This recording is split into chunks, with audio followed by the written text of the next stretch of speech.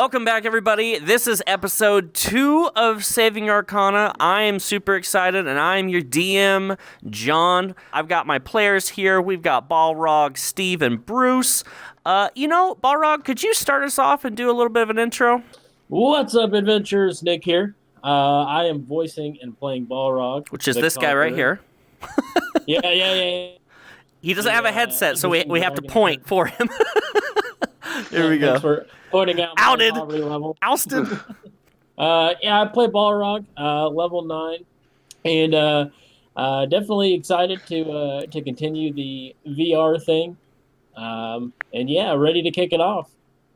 Awesome. Steve. Hi, I play Steve. I'm a sorcerer, ostensibly, but I'm actually the world's saddest tax accountant. Although, recently I've been able to do some accounting, so a little bit less sad for the time being. Awesome. Brucey. Hey, I'm Dustin. I voice and play Bruce Rockbear. He's a Barbarian warrior, and I'm ready to get started. I'm so excited to be here. As you guys can see, this has been a long time coming. Some new things have been introduced in VR, and we're only going to get better from here. Steve's mouth actually moves when he talks. Look at that. Hey, we're going to get there. Next up will be Brucey, and then finally, but not last, is the raptor face himself, Balrog, the Conqueror. So that's going to be a tough one, but when we get those, it's just small quality of life things as we move forward. So I'm super stoked to show that to you guys. Also, I put in a quick little round table instead of a square so that we could see each other a little bit more easily today. To get started, let's do this. Right from the get-go, last time on Saving Arcana, dun, dun, dun. You guys woke up from a 6-month dream, and essentially a few things happened the last episode. Bruce was in jail. He then met Mr. Girth's son, who helped him go to a brothel, which in turn was Balrog's The Red Sickles brothel, which is filled with babushka and other grandmother C-team women of the night. And this is his establishment, and its grand opening was in one day.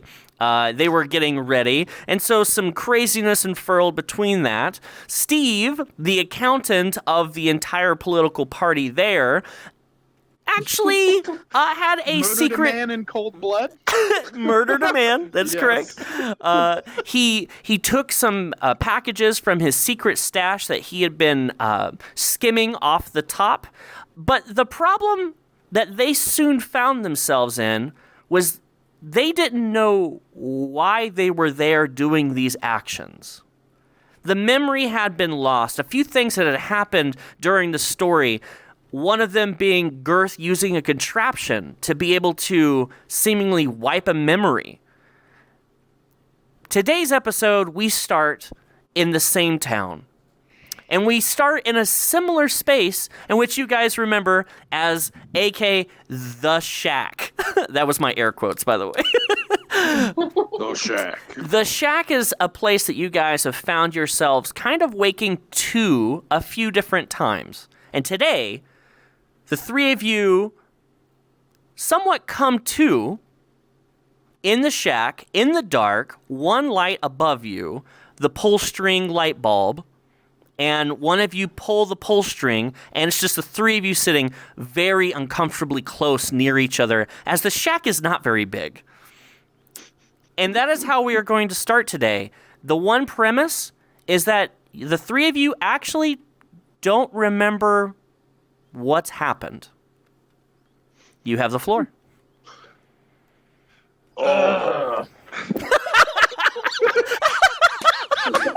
Jake smoking over your Okay.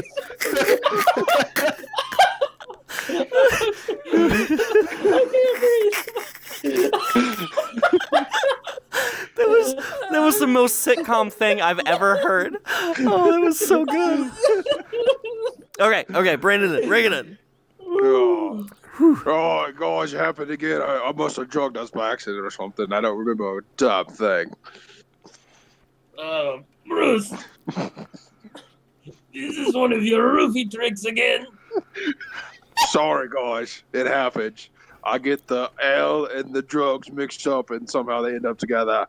I don't know. I'm sorry. Bruce, I told you, blue bag on the left, green bag on the right, ale in middle. Oh, yeah, sorry. I got confused with the Viagra. I thought I was giving this all Viagra. That's not better. Well, I mean, we were partying in the Red Sickle. The really thing I remember, as far as I know, after I survived death. Thanks, guys. Oh, you mean saving your ass for 5th time? Yeah, you are welcome. Listen here, bro. Steve, do you remember anything? Nope. Right. As you guys are talking, you hear this on the door that's right next to you guys, in a little squeaky voice that go, "Hey, could you come out of the? I need in my own. Why are you in my shack? Get out of there! Oh, in somebody's house. Or could you at least just hand me my hedge climbers? I just what are you guys doing in my shack? Get out of there!" And he pulls open the door, and what you see in front of you is a 4'6" small halfling, half dwarf, very ugly fellow, and he's got a bit of a stutter, small scraggly chin. His hair is very scraggly as well. It looks a little bit on the impoverished side, if you may, and he just kind of. If you wouldn't mind, just come out of my shed. I just need some hedge trimmers. I gotta do some work. What are you doing in my shed? Oh, there's no one here. I'm looking right at you. I opened the door. You're a giant. I don't want to fight you. I just need my. Sorry. Sorry. I was getting up to get out of the shed. Oh, yeah. So he's just asking you for his hedge trimmers. Hand him the hedge trimmer. So I grab his hedge trimmers from over here. There you go, mate. Is that what you need? Yeah. Thanks. Hey, if you see a guy named around as Bruce, Mr. Gerst's looking for him. I don't know who Bruce is, but he's down at the Red Sickle. I just thought I thought I'd let you. Oh, you're Bruce. No, I'm Brad Pitt. It's nice to meet you. Oh, well, nice to meet you, Brad. Well, I tell you what, if you could just, tell he's yelling it from the town square. He's looking for Bruce, and to come down to the Red Sickle. So if you could, that'd be great. Oh yeah, if we ship, I'll definitely let him know. Okay. And he just kind of awkwardly closes the door. And then you guys are again in the shack by yourselves. I don't see a reason to hang out here anymore. I should to leave, unless we just want to have I don't know. Right, Okay. Well, yeah, we should probably go see what he wants. All right, so we're gonna get up and leave the shack. Okay, so if you guys are leaving the shack, just a couple things. It is early morning. It's around 11 a.m. The sun is, when you have a really bad hangover and the sun is like an unbearable blazing light to you? Well, this is similar to that feeling, but you're not hungover. None of you are hungover. You are kind of concocting stories that, maybe we were drugged or something. This has got a very different vibe to it. To explain the feeling, it's as if there's a void of memory, but you're not fatigued, but your brain is as if it's on boot up. It's very slow. It's almost you're very confused, and you're putting the pieces back together. That's what you're feeling. So as the light is shining and you put your hands up over your eyes, you start making your way down the street. The town of Girth is very bustling today. You might surmise that it's a Friday to Saturday. It feels like a weekend where all the shops are open. This is a street shop. There's music playing. People are buying.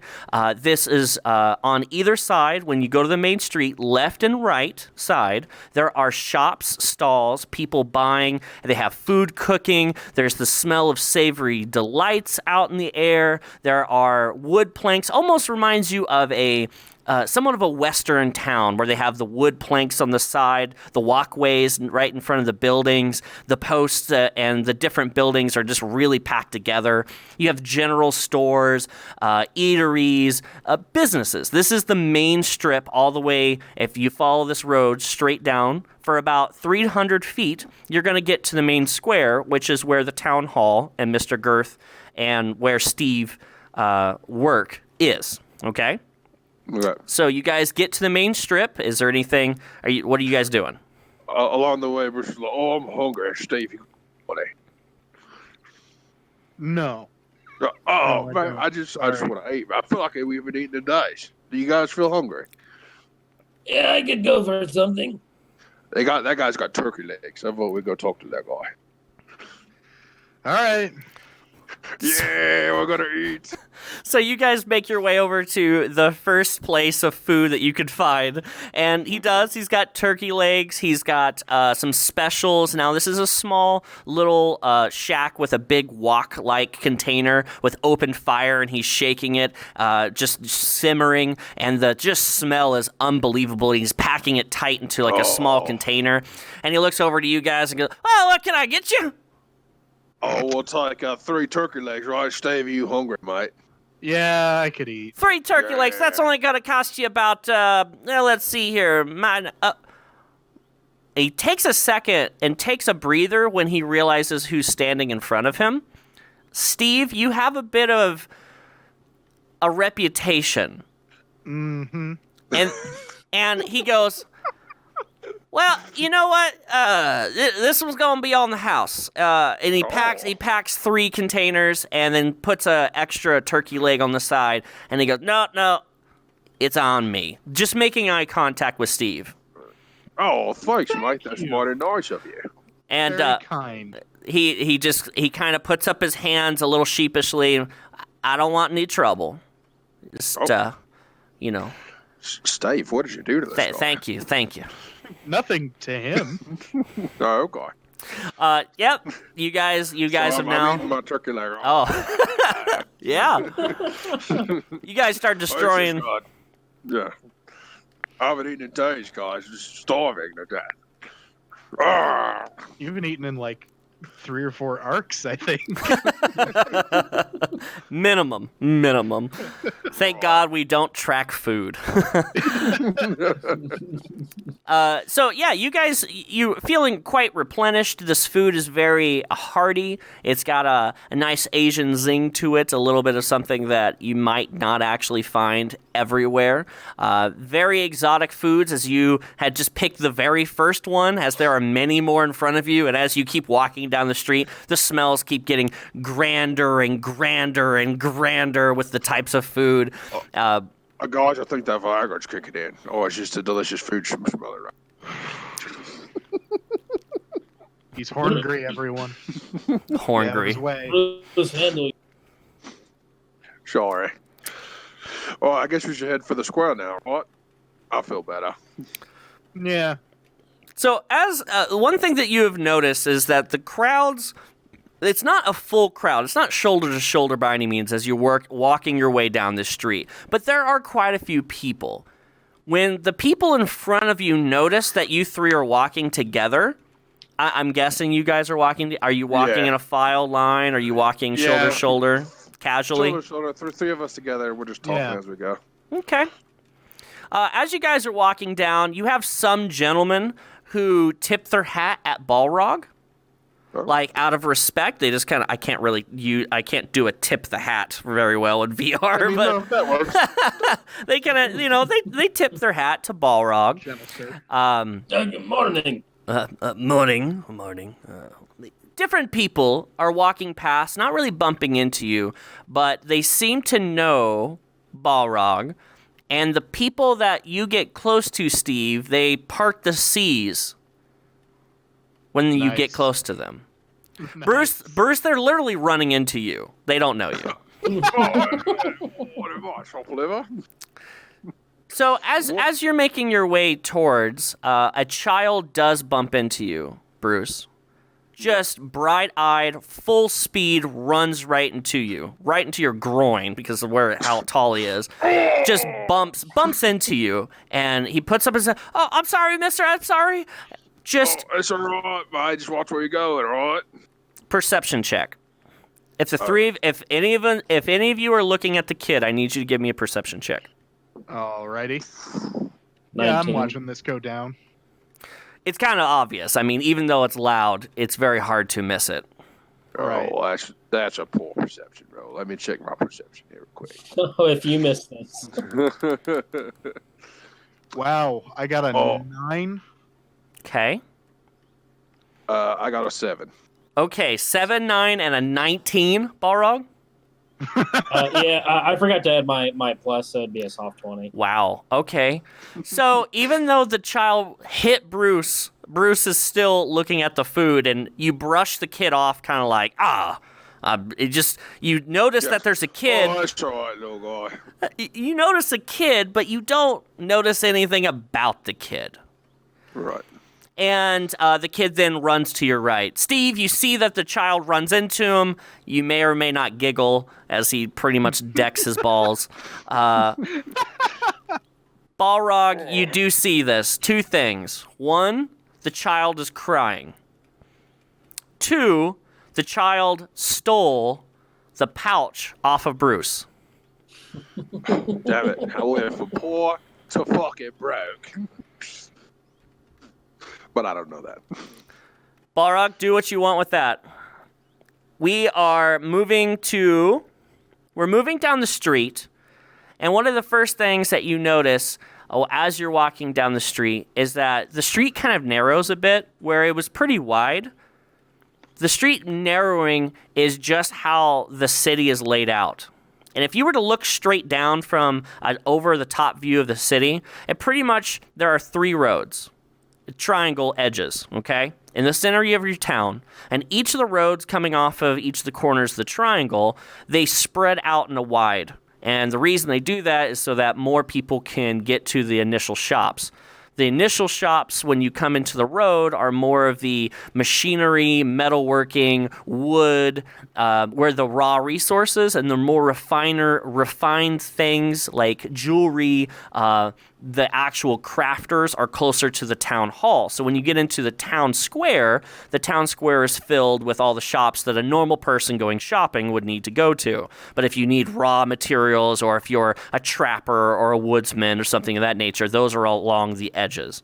So you've passed by all of the rush hour as all the woods people and the people who are gathering materials for the town, they need to eat too. But now you're making your way down to the more finer crafting areas. On your right, you see anything from, again, jewelry, metalworking, even alchemy, all the way down to candle makers, small little shops, somebody who literally has a cart. Everybody's selling everything, as this is a very bustling town. As the hunters have gone out and they've brought back cores, so now Girth has dispersed the cores out to the people that are in need, and so today is the day of buying. Just to give a little bit of flex for that. So as you guys are walking down, all 3 of you give me a perception check. Perception check. On their way downtown, the town is very bustling. The children are playing in the streets. The market is just bustling. This street that is around 300 to 400 feet, and you've now gotten around to the 100 to 200 feet range. And on the left upcoming is the Red Sickle. You're about 60 to 70 feet from the Red Sickle. That's on your left. Okay, 12. 16. 16, Balrog. 18. Okay, Balrog, Steve, you both see this. Bruce, you do not, so keep this very much in mind. On the right side of the street, you see an elf with a hood. Very lanky, but you see the classic pointy ears pointing not through the hood, but making the little indentations in the hood where his ears are. He has blonde hair coming around his face, long, every bit 16 inches, coming from the hood, kind of like how, a woman with longer hair pulls up a hood. It kind of comes down around the front where his chin is. Tall and lanky. He doesn't have any type of adornment on his clothing, but what sticks out about this is not the fact that he has very plain clothing, but the fact that he has something around his ankle and he is dressed differently than everyone else. He's dressed plainly, but no one here is being shady. This seems to be the only shady person here. And out of the corner of your eye, the two of you, Balrog and Steve, you see him on the right side. Steve, he makes eye contact with you specifically. And from behind the hood, he pulls back the hood with his right hand and with one eye looks at you, closes his eyes, winks a bit, and smiles, and then puts the hood back down and keeps walking the opposite direction that you are heading. Okay. Essentially, he gave you a signal. I want to make sure that's clear, that I'm getting across here. Okay. Great. And it's very bustling, and it's... What, Steve? I don't know. Hey, you there! You just kept saying, okay, I didn't know. Or... You there, stop! So you are going to yell after him. Yep. Okay. It's very, very loud in this area. They cannot, no one's paying attention. We're talking, there is laughter. It's very hard. It's basically, think of like those old, how they portray like an Egyptian market where there's music playing and there's like somebody passing behind a shop on your right side. And then behind all the shop like stalls, this person made an instant eye contact with you. And as he passes behind the stalls, it's very hard to see him. So just shouting is not going to work. I am going to cast message on this elf gentleman and ask him what the hell that was all about. Okay. You cast message on this elf, which you have direct eye contact, and it's about to leave. So I'm going to give you the ability to ask 8 words in the time frame that it's going to break eye contact. Okay. What are you going to do? Why wink? That's 8 words. Yeah. You hear a response. That's pretty good. It has been done, boss. Oh. And with that, is there anything the three of you want to do at this current moment? Hey, guys, have you seen the bag of holding? I could have swore I had it. Oh, yeah, Bruce, that kid that bumped into you, he snatched it. Why did you Steve. say anything? That's all of our stuff. There wasn't any time. Gosh, now we don't have the bag of holding anymore. Great. Thanks, Balrog. Thanks for nothing. I want to point this out. This is out of character. We're going to put a pause for 2 seconds.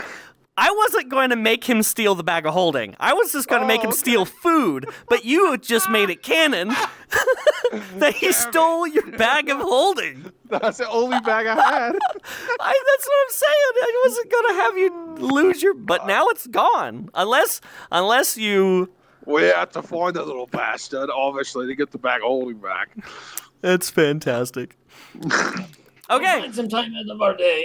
Just stay calm. Oh, Jesus. Okay. And let me ask again, the three of you specifically, is there anything in this exact moment? Steve, you did your moment. You messaged him. Bruce, Balrog, you guys are conversing about, arguing, I should probably say, about this bag of holding. Am I right? You're right. Okay. Let me paint the picture very quickly. About 60 feet onto your left is the Red Sickle. There's about 3 to 4 shops in front on your left side as you're walking down. So you are about 75 feet from the town square.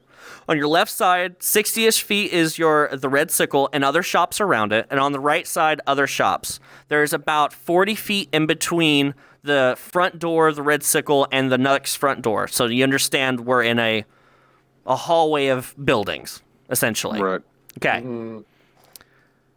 All of a sudden, on the right side, you hear screaming.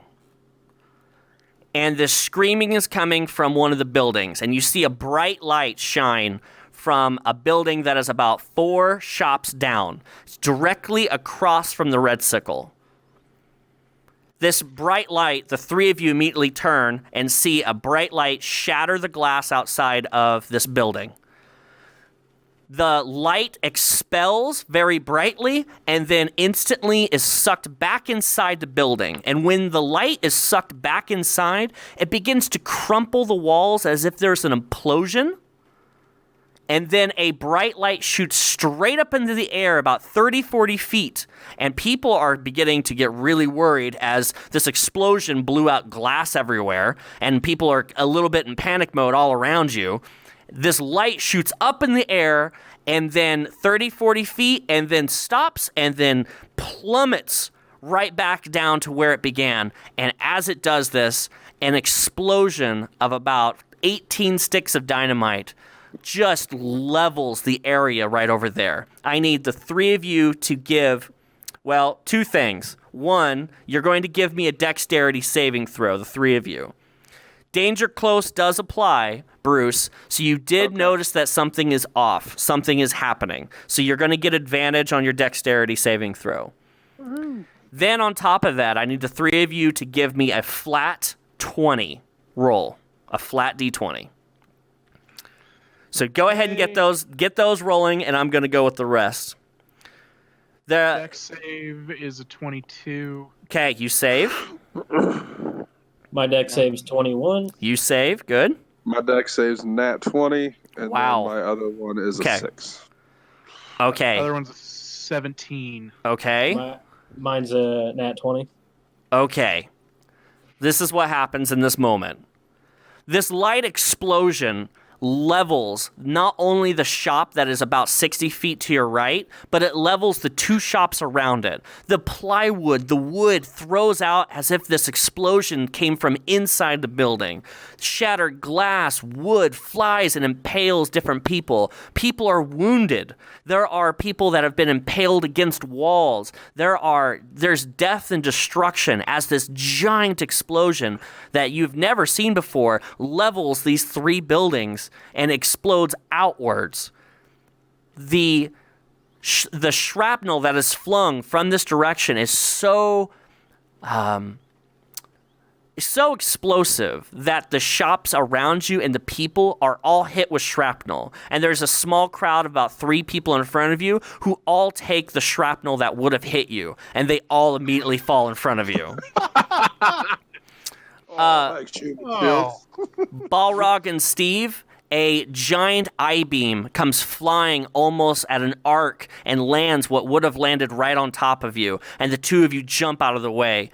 Bruce, not seeing this I-beam as he is more or less looking down at the dead that's in front of you, it does go over the back of you as you were crouched, and as it goes over the back of you, it lands directly on your left ankle and snaps your ankle. This I-beam is now pinning you to the ground as you can't get up, as it's pinning you from behind, so you are basically crouched. You don't take any damage, as this is a critical effect. Critical effects will be injured, as in a fracture. That just can't be healed with the classic healing. You are incapacitated at this time, correct. Oh, correct. So you have a very smooshied ankle at this current time. There is screaming, panic, this mob of people who are now screaming, families, friends. There are dead around. There are shattered glass. There are soldiers and regular shopkeepers. It's completely panic at this current moment. You guys... Guys, could you, get this beam off my fucking leg? This is killing me. Yeah, we should probably do that. Gee, thanks. Get on the other side of it. I'll get on the opposite side and we'll lift it up. All right.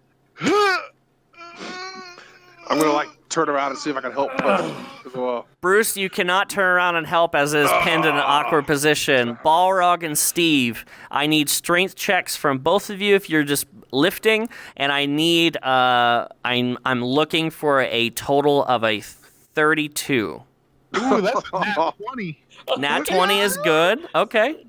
Plus 1 since it's a check, I guess. Nat 20 plus 5. What?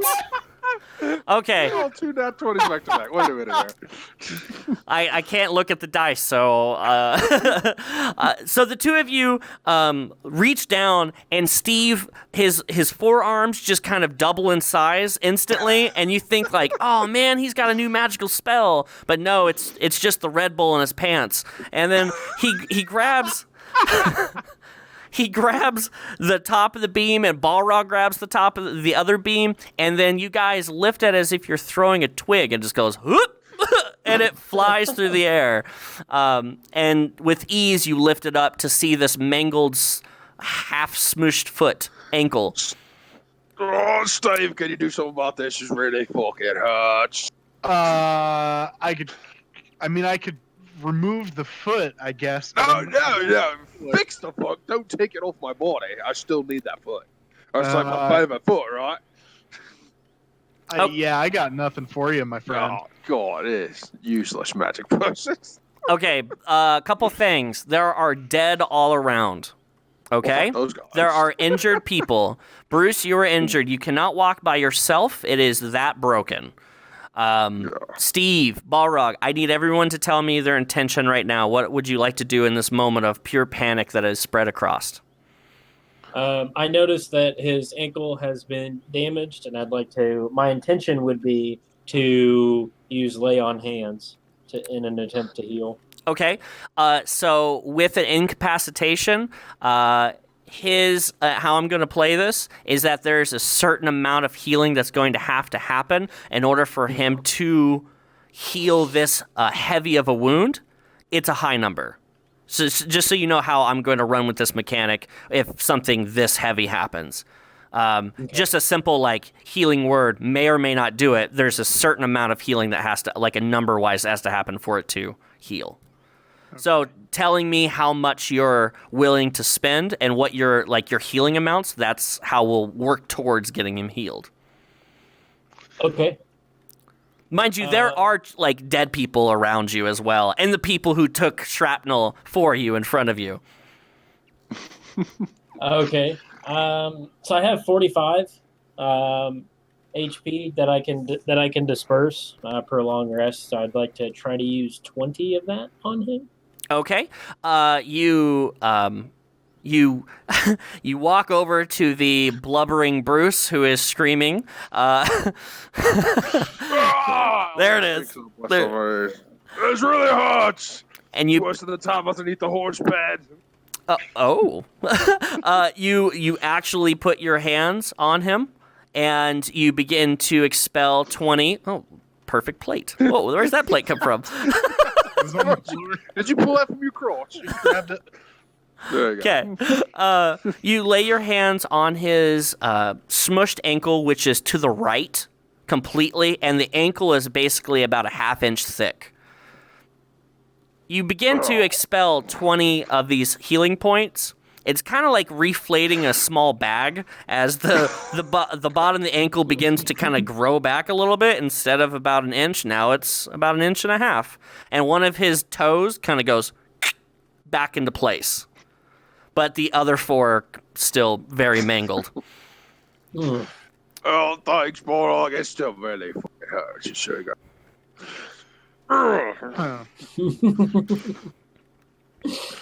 Steve, anything that you're wanting to do? Yeah, actually, two things. First, Steve's gonna duck down an alley somewhere or hide behind something or whatever, and cast disguise self. Okay. To appear like one of the dead townspeople. Okay. He's already got a reputation. I don't know if I want to be seen at the site of a massive explosion. Which Sure. people. Okay. So once that's done, if there is time left, I don't know if you're setting anything up, but Steve wants to go investigate the blast zone. Okay. That's your intention. Good. Bruce, what do you got? Well, I mean, I can't walk, so I guess I'm going to try to crawl my way up onto Balrog and have my arm around him, I guess, together. Balrog, do you allow him to do this? You helping him out? Yeah, and if there's time left, and tell me if there isn't, but I'm more than happy for him to do that. If we could start, I guess, shuffling him into the red sickle, I'm keeping in mind that it's like 60 feet away. Yeah, absolutely. So, this is what happens. Steve, you watch him lay on hands, and you make up some excuse. Is there some excuse you want to say, or you just want to dip there without them trying to notice? I'm actually going to dip while they're busy. Okay. Somehow you just kind of dip really quickly. I'm not even going to put their perceptions against it. Unless you guys want to...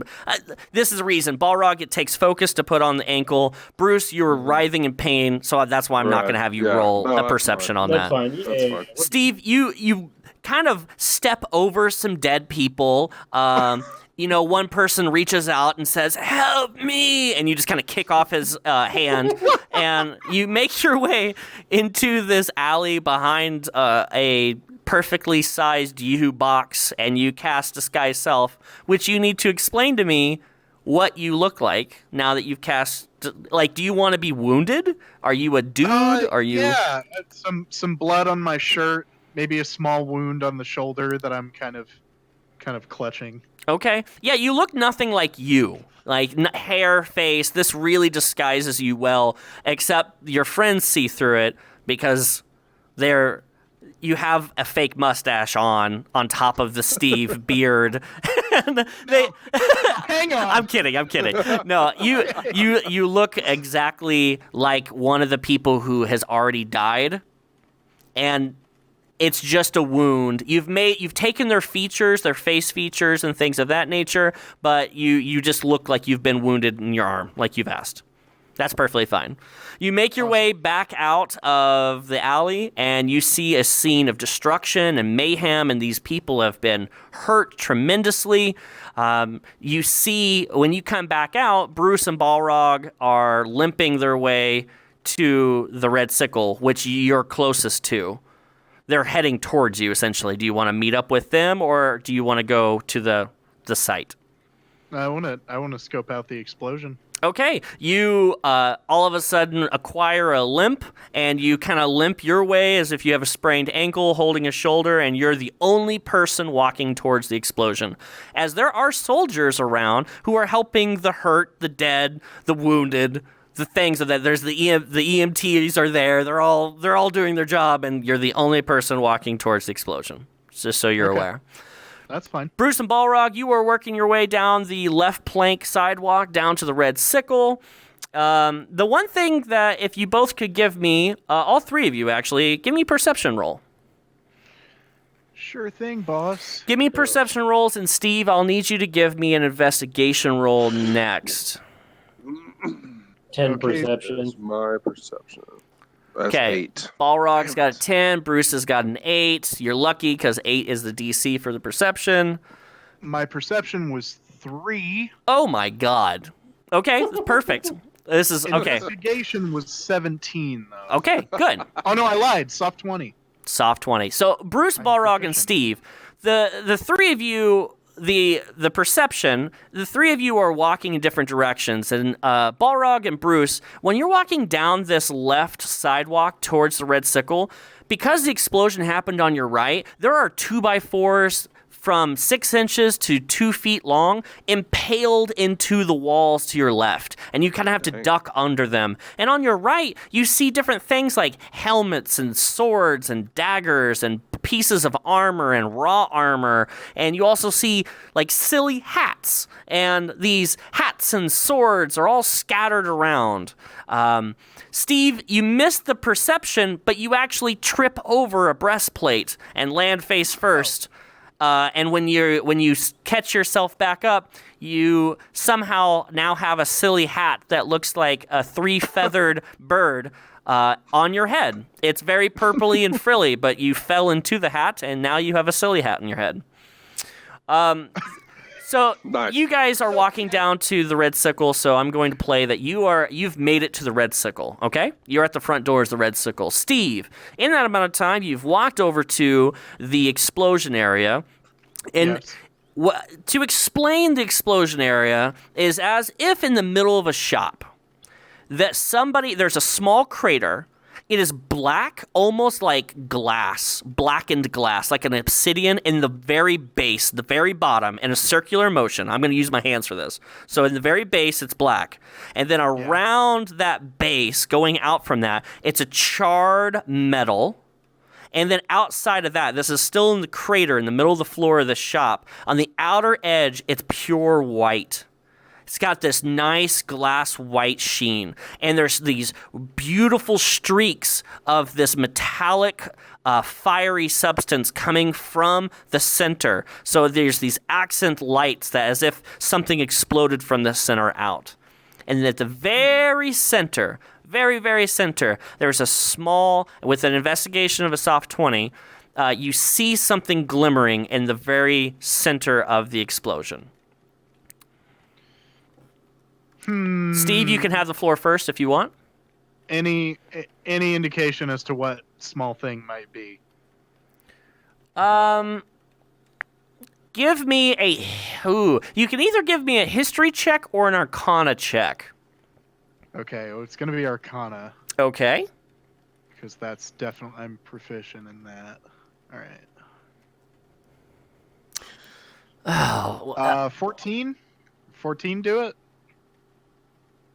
okay. So, Just pulled up his notes. Wait. well, I did have to pull up my notes really quick here. So here's the thing about what you see. Do you approach it, or are you just looking at it from a distance? I'm trying to kind of peer over the edge of the crater before I approach it. Okay. See if I can figure out what it is. As you are looking, there's a guy that's walking up to you, and he's kind of stumbling as well. And he puts his hand on your shoulder and he goes, "Well, did you see anything?" And as he's asking this, and this is when you're peering at this, the amount of magical energy that is coming off of this device in a raw form is something that you haven't, besides the god that is in your belly, you haven't Oh yeah, that. you haven't felt this type of pure magic in one specific dot of space before, other than that. And the issue here is, remind you, we're on a new plane of existence, and this is like, this entire planet is like a wild sorcerer. There's new types of things going on. So this is, even though you have a 14 in Arcana, this is something super powerful, but you have no idea what it actually is, if that makes more sense. Okay. You can sense it. That's about it. Yes. Like How the force. far away is it? From you and the dude who are looking at it, you're around 14 feet from the corner of from where you're standing and then down into where it's at. The guy does see what you're looking at, and his mouth kind of just goes open. Okay. In a random NPC voice, I say, "What? Do you know what that is?" He goes, "Sure do," and he gets really excited and lunges down really quickly to go grab it, and he stumbles over some things, and he's heading very frantically down to grab it. Okay. I cast Mage Hand. Sure. I Go ahead. grab the thing from the bottom of the crater. Sure. Your mage hand flings straight past him as he is running, and he's got this look of expression like, this is it. I cannot believe it. And all of a sudden, this little mage hand flies past him, giving him the finger, and then it passes by, and it touches to scoop up and grab this small object, and your mage hand dissipates instantly. Oh. Ah. Okay. The man, in that amount of time that you cast and went past, he has made it to the object.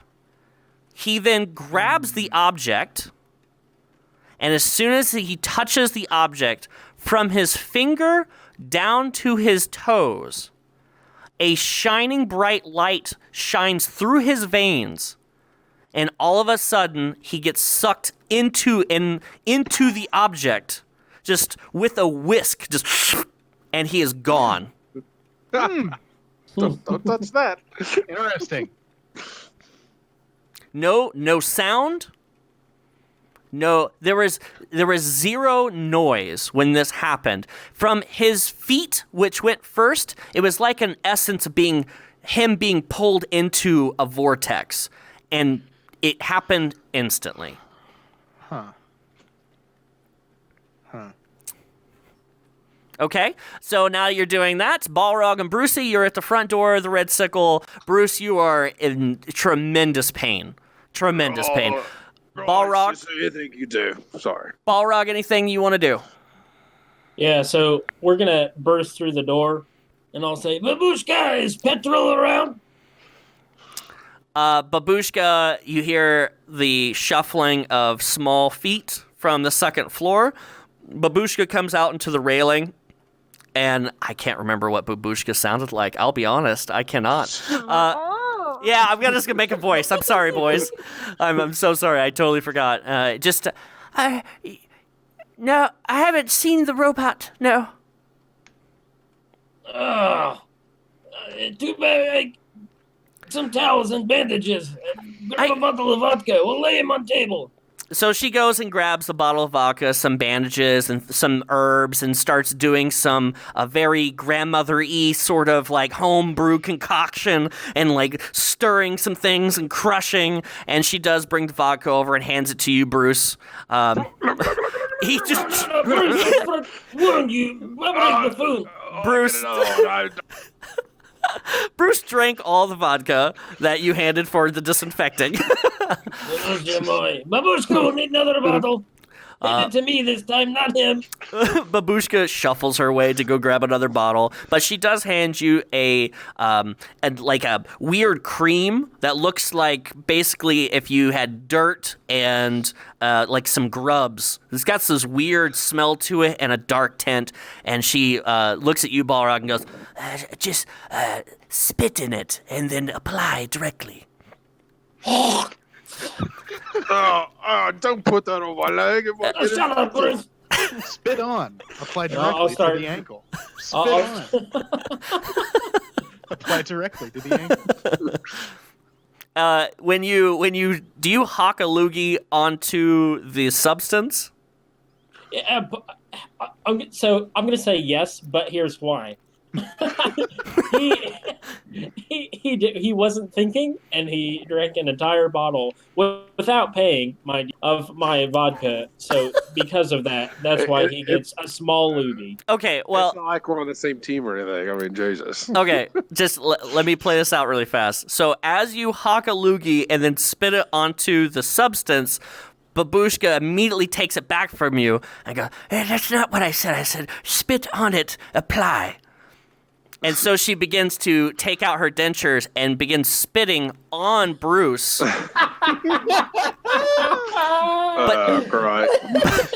But not on the wound. And then she looks at you and says, please join me, please.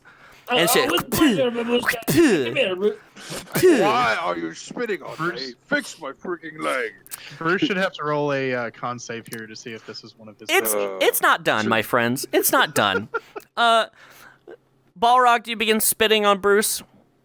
Vigorously. All right, so Bertha comes over as Babushka waves for a few of the patrons who are the women of the house. And you now have around 8 different people spitting on you vigorously and standing in a semicircle, just and you are just getting covered in loogie and spit. And I just would have much have been hung. I mean, I should have just let myself die in the first episode. But Jesus. And Babushka applies this cement-like mixture on your feet, and as her little feeble hands spread it across, and the spitting intensifies, and she says, "More, and Bertha actually vomits a little bit as this is becoming very disgusting. Now, Bruce, I need you to give me a Constitution save. As your foot begins to heal extremely fast, your bones begin to re-crack and reform instantly. And your foot, in the fact of 3 seconds, is back to normal, but the amount of pain is tremendous, so you're rolling on the pain. 16. 16 is not high enough. Of course. The pain shoots through your body, and you immediately pass out. The pain was so intense, very, very quick.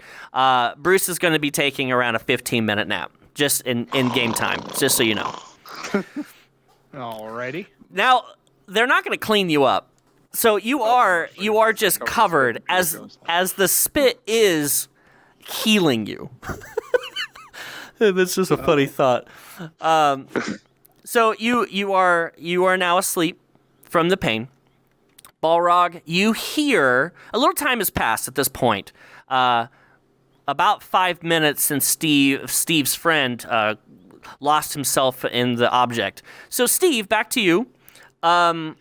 Anything you want to do at this current moment before? No, it kind of seems like that little thing isn't going anywhere. So I'm just going to start heading for the red sickle. I suppose. All right. Perfect. Steve, you turn around and you are starting to hear voices, angry voices. There begins, in this amount of time that has passed, the people that are dead, you hear people beginning to cry over the people who have perished. The wounded have been moved off the street and into a medical tent that's being put up. And you hear this mob-like mentality begin in the streets. A crowd of angry individuals come down the street from behind you. What you see in front of you, if you want to perceive, do you want to look towards that direction? Yeah. Give me a perception check while I'm talking. A crowd of angry individuals begin creating a lot of shouting down the road, and this group is about 35 deep. These people, 17. Perfect. These people are, they have weapons of pitchforks and a couple simple swords, but it looks like a bunch of the workers is what is the majority of the people. And you hear, "We have had enough! We have had enough! We have had enough!" And these people are walking down shoulder to shoulder, coming down the road, stepping over the debris, and the people that are part of the debris have been moved aside. And they're basically walking towards you, Steve. With a 17, you notice that there is one gentleman who's kind of ahead of the group. Around 6'4", somewhat of an elfish nature, very plain looking, and he's yelling, "We have had enough!" and the crowd is mimicking it as well.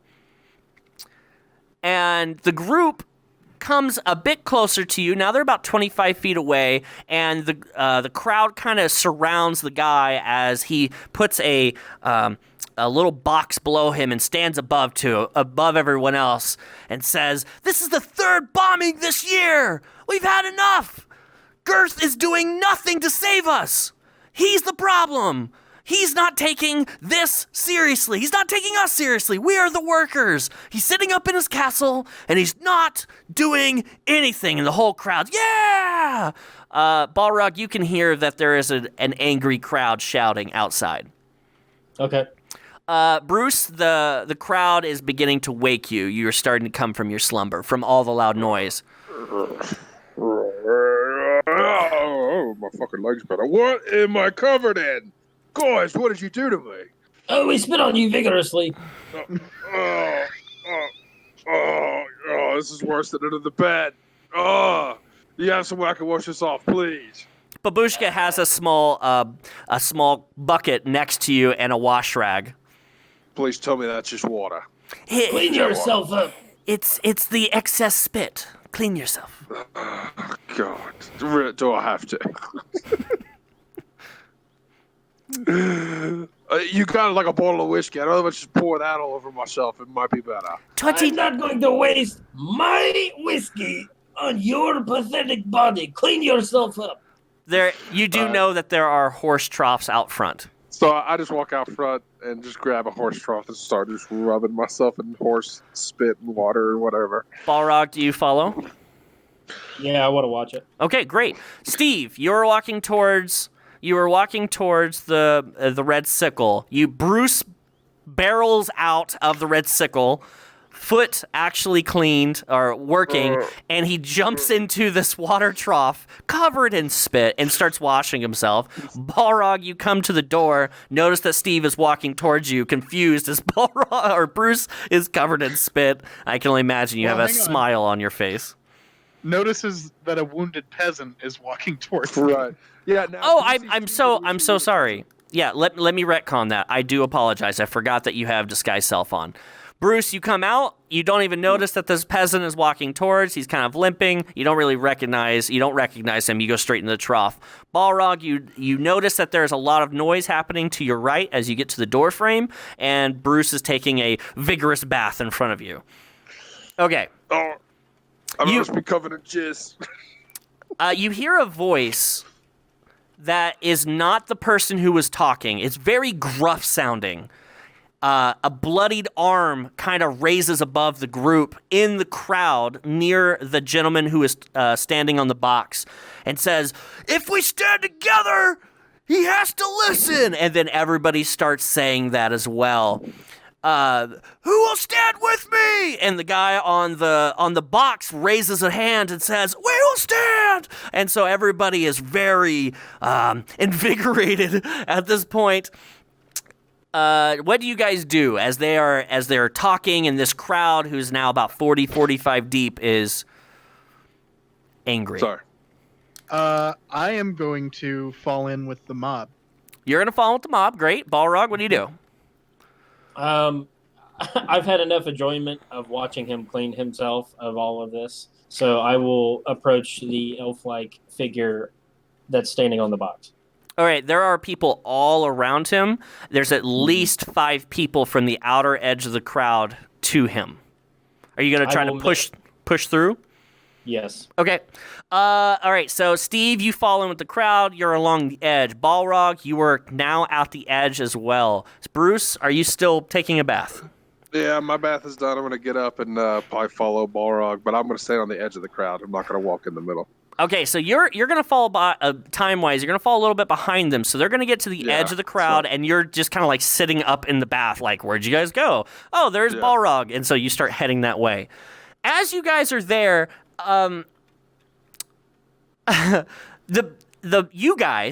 you hear a voice after the "Who will stand with us? We will stand with you." You hear a voice out of the crowd. In order to hear it, I need Balrog and Steve. You're the only two close enough to hear it. I need you to give me perception's going to probably be the best.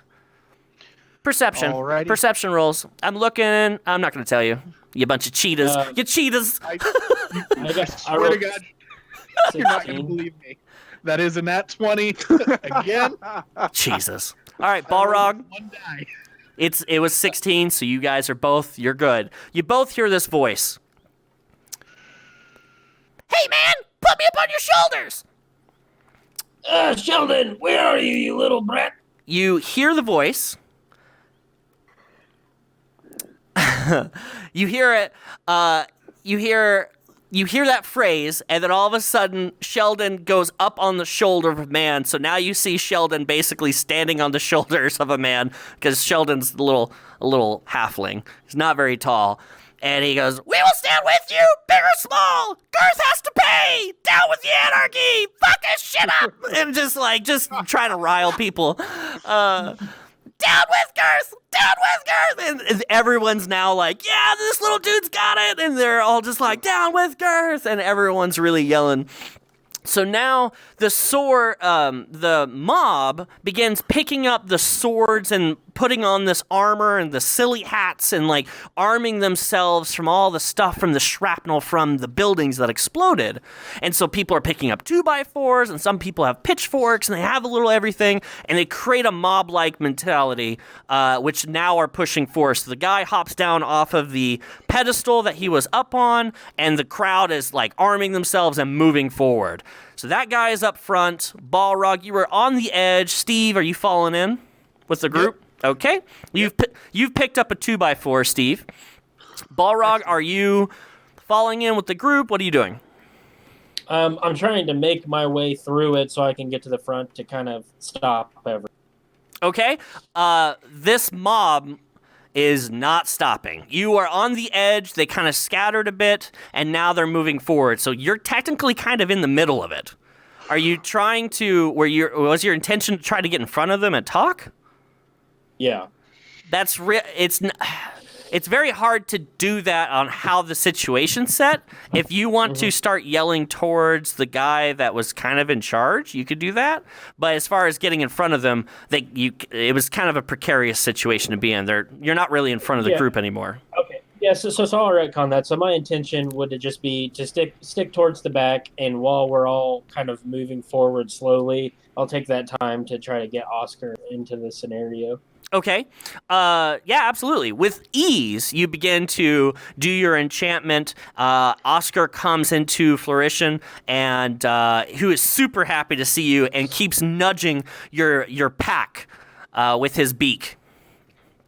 My boy, are you hungry for a carrot? Squawk, squawk! Squawky, squawk, squawk! I'll give him a big carrot. As soon as you open the bag, he is going to fight to dive bomb his beak into the bag and try for more carrots than one. No. Squawk! He takes your offering and just gobbles it down as if he hasn't eaten in weeks because you've neglected him. I'm just kidding. I'm kidding. He is adorned with the armor that you have given him with the saddle. A bit of an upgrade since last. And he does lower his left leg as if to give you a signal to hop on. I hop on. Okay, you are now riding in the back of this mob, but you have full view in the front. It's only like 30, 40 people. That's what I was looking for. Okay, great. Brucey, you were in the wash, you were heading over to them. They're now arming. What is your intention with the group? I'm just going to try to see if I can find Balrog and maybe look for Steve. I haven't seen Steve since my leg got broke, so I'm just looking around. Sure. You were looking around. You can you've looked high and low as far as like scanning the people. You don't see Steve. Okay. So I'm just going to join Balrog.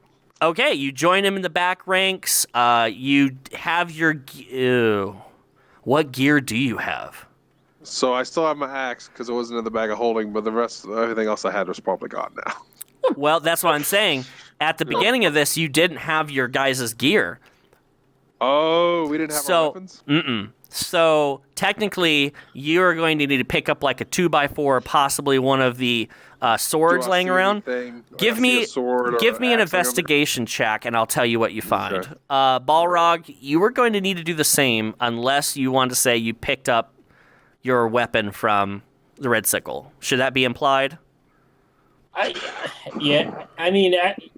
would like that, but if you don't allow it, no, that's 100%. You were there, you fixing. In order to go outside and check it, I believe you would have, out of instinct, grabbed your weapon.